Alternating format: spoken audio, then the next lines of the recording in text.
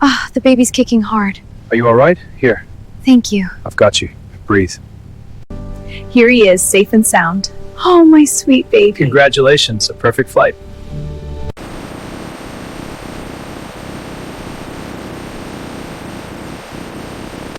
He's perfect, isn't he? He is, just like you. I love you both so much. A commercial pilot broke airline protocol to help a pregnant woman who'd missed her flight. When she went into labor at 30,000 feet, Captain Reed handled the emergency with skill that saved 2 lives. The next day, F-16 fighter jets intercepted his aircraft mid-flight. Hi everyone. Welcome to Tales Unveiled. Let's get started. Captain Reed Hawthorne was settling into his regular morning flight when his radio crackled with military precision. Commercial flight on heading 020, identify yourself immediately. Reed looked out his left window and nearly lost his composure. An F-16 fighter jet was flying formation with his Boeing 737, close enough to see the pilot's helmet. A second F-16 appeared on his right wing moments later. 24 hours earlier, Reed had been facing a very different kind of emergency. The gate agent had approached him with a problem. Captain, we have a passenger situation. Woman missed her connection. Desperately needs to get to Phoenix. She's pregnant, her husband's military, and all flights are canceled for 2 days. Reed looked through the cockpit window and saw a young woman at the gate, clearly distressed and very pregnant. She was holding papers and seemed desperate. How pregnant? Reed asked. Very. She's worried about flying this late, but she has to get home. Reed's first officer, Tom, looked up from his checklist. We're at capacity, Captain. Not a single empty seat. But Reed was already thinking about the observer seat. Technically for airline inspectors and federal marshals, definitely not for passengers, definitely against company policy. He thought about his own wife, about the panic when she'd gone into early labor while he was flying cargo routes in bad weather years ago. Some rules existed to be broken at the right moment. Bring her up, Reed said, and just like that, the first rule broke. The woman who entered his cockpit was named Elena Vasquez, exhausted, grateful, holding a doctor's note clearing her to fly. Captain, I can't thank you enough. My husband is on emergency leave from Luke Air Force Base, and if I don't get home tonight... Her voice cracked slightly. Don't worry about it, Reed said, helping her settle into the jump seat. Sometimes regulations take a back seat to doing what's right. Elena managed to smile through her worry. My husband says that too. He's aircraft maintenance on F-16s. Always talks about pilots who know when to follow rules and when to follow their instincts.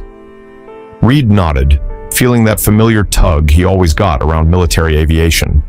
He'd grown up wanting to fly fighters, but college loans and family responsibilities had led him to commercial aviation instead. He'd never regretted it, but he always respected those who served. But Reed had no idea that within 24 hours, that respect would be returned in ways he'd never imagined. The takeoff was smooth. Elena seemed comfortable, occasionally asking questions about the instruments or commenting on the lights below. She mentioned how her husband had taught her about aviation, how he maintained the engines that powered some of the Air Force's most advanced aircraft. They were 40 minutes into the 2-hour flight when everything changed. Captain, Elena's voice was tight with sudden pain. Something's wrong. Reed turned to see Elena gripping the armrests, her face pale and strained. This wasn't ordinary pregnancy discomfort. Her breathing was becoming rapid and shallow. Tom, get the flight attendants up here. Medical emergency. Elena doubled over with another contraction. They just started, but they're strong. Really strong. She looked up at Reed with fear in her eyes. The baby wasn't supposed to come for 3 more weeks. Reed's training kicked in. He'd handled medical emergencies before, but never a childbirth at 35,000 feet. His hands worked the radio while his mind raced through options. Phoenix approach, Flight 447 declaring medical emergency, requesting immediate diversion to nearest suitable airport. Flight 447, nearest airport is Flagstaff. Runway 21, winds light and variable. Medical personnel standing by. The flight attendants arrived with the medical kit, along with a passenger who identified herself as a registered nurse. Reed focused on flying while the medical team assessed Elena. A bump of turbulence jolted the plane. Elena cried out, "Captain, the nurse called, her voice urgent. "This baby is coming now. We're not going to make it to any airport." Reed felt his heart rate spike, but his voice remained steady on the radio. "Phoenix approach. Be advised we have imminent childbirth on board. Requesting priority handling and ambulance on standby." "Copy that. Flight 447. You're cleared direct Phoenix. Descend and maintain flight level 280. Emergency services will be standing by." Reed's hands moved across the controls with practiced precision, but his mind was spinning.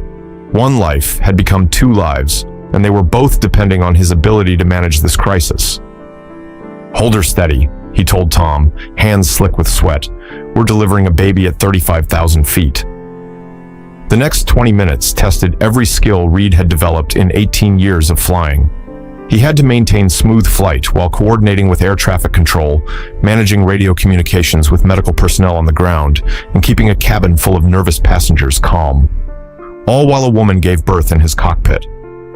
"One more push, honey," the nurse encouraged. "I can see the head." Reed made minute adjustments to the autopilot, ensuring the smoothest possible ride. Every bit of turbulence, every slight course correction, every radio call had to be perfect.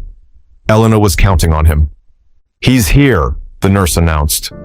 A soft cry broke through the static of the radio. The baby was here. Reed felt tears in his eyes as the sound of new life filled his cockpit.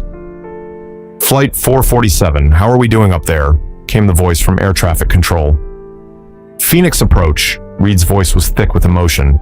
"Baby delivered successfully. Mother and child appear stable. Requesting immediate landing clearance." "Flight 447, cleared for approach runway 8 right.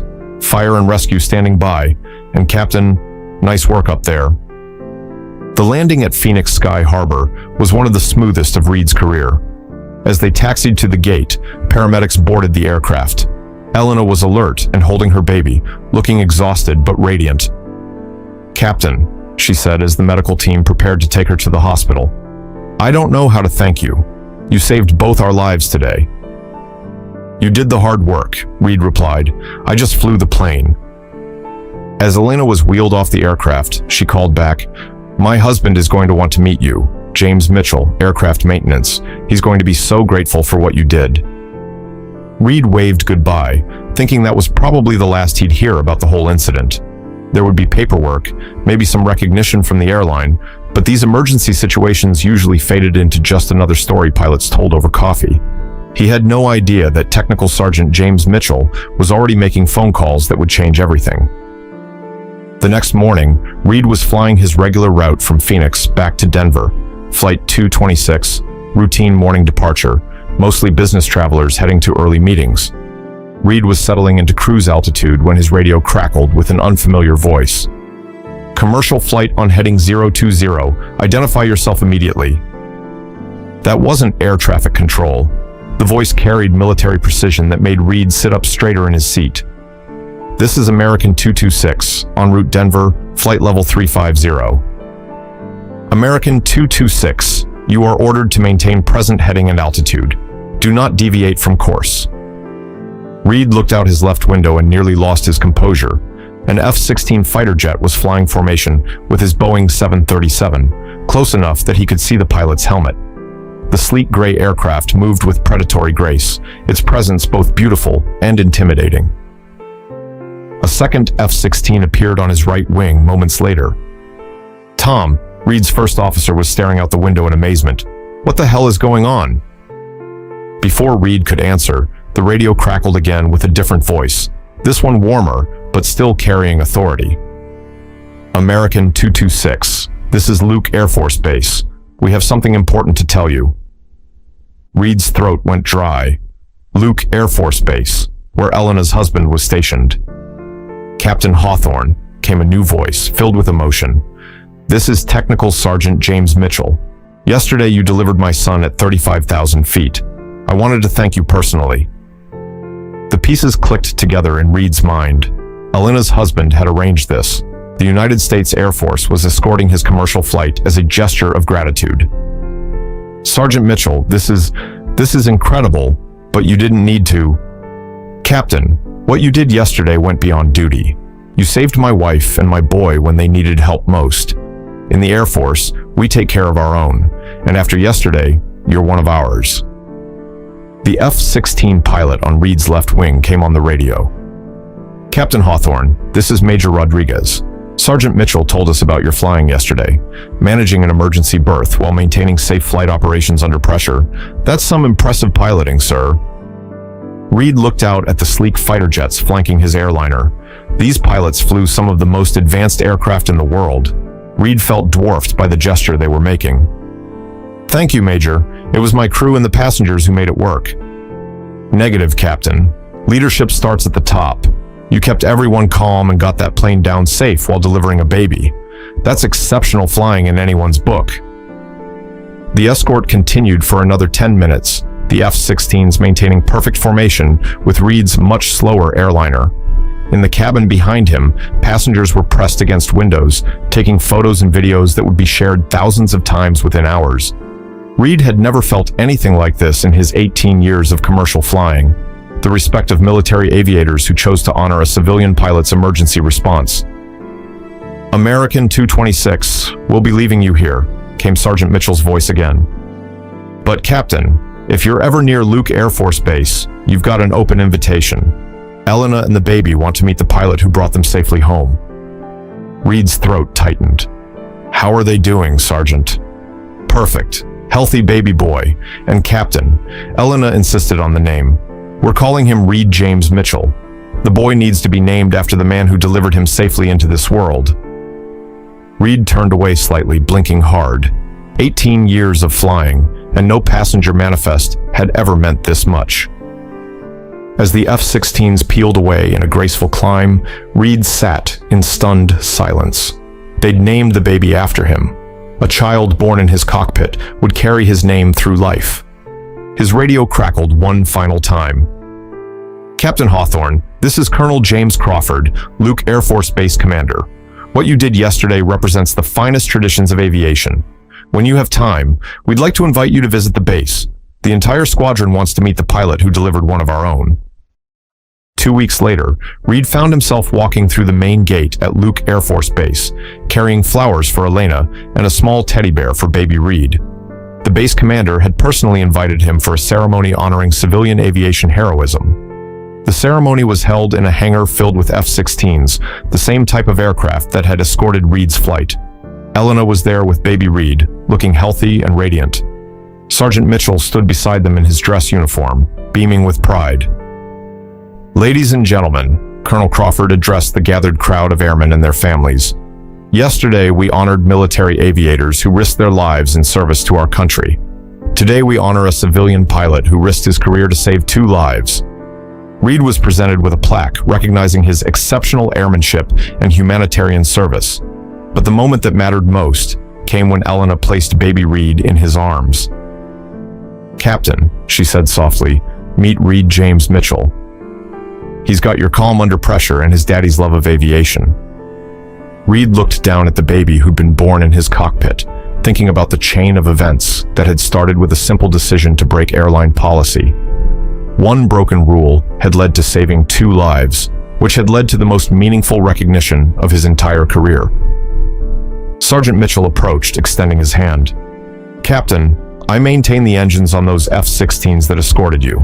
Every day I make sure military pilots can fly safely. Yesterday you made sure my family stayed safe. That means everything to me. Reed shook his hand, understanding that he'd been accepted into a brotherhood that transcended the difference between military and civilian aviation. Sergeant, it was an honor to help. As Reed toured the maintenance hangar where Sergeant Mitchell worked, he was struck by the precision and dedication of the Air Force personnel. These were people who understood that attention to detail could mean the difference between life and death, whether you were flying a fighter jet or delivering a baby. You know, Captain, Sergeant Mitchell said as they watched mechanics servicing an F-16. What you did yesterday showed us something important. Good flying is good flying, whether you're wearing a uniform or not. Reed watched the methodical work of the maintenance crew, thinking about the parallels between their dedication and his own commitment to safe flight operations. Colonel Crawford joined them, carrying a small presentation box. Captain Hawthorne, we don't recruit commercial pilots, but we remember the ones who show what service really looks like. He handed him a folded American flag and a framed certificate. To Captain Reed Hawthorne, for delivering more than passengers. You delivered hope, life, and a reminder that aviation is about serving others. Reed accepted the flag with hands that weren't quite steady. Colonel, this means more than you know. Captain, you earned it. What you did up there, that's what we call flying with honor. 6 months later, Reed was still flying commercial routes, but something had changed. The airline had not only declined to discipline him for breaking policy, they'd featured his story in their safety training program as an example of crew resource management under extreme pressure. But the real change was in how Reed approached his job. Every pre-flight check, every passenger interaction, every routine flight carried the weight of knowing that aviation was about more than transportation. It was about being ready when people needed you most. The photos Elena sent every month showed little Reed growing into a happy, healthy baby. Each picture included a note thanking Captain Reed for the safe delivery that had brought their family together. On quiet mornings, when Reed was cruising at altitude, he would sometimes see military aircraft in the distance and remember the day F-16s had escorted his airliner. He'd learned that the most important moments in aviation weren't about the sophistication of your aircraft or the complexity of your route. They were about the moment when regulations stepped aside for humanity, when you made the choice to help someone who needed it, and when doing the right thing led to something extraordinary. Reed's logbook now included an entry that would forever stand out among thousands of routine flights. Emergency delivery, mother and child safe. One pilot honored by the United States Air Force. Because that's what Reed had learned from his encounter with the military. Service wasn't about the uniform you wore or the aircraft you flew. It was about being the person who showed up when others needed help, whether that was a pregnant woman in labor or a grateful Air Force family who wanted to say thank you. The yellow teddy bear he'd brought to the hospital still sat on baby Reed's shelf, a reminder that sometimes the biggest changes in life started with the smallest acts of kindness. And somewhere over the American Southwest, a pilot who once broke protocol to save 2 lives now flew with something more than experience. He flew with purpose. Love this story? Hit that like button and subscribe to the channel for more. Don't forget to check out the video currently on your screen. You won't want to miss it. See you in the next one.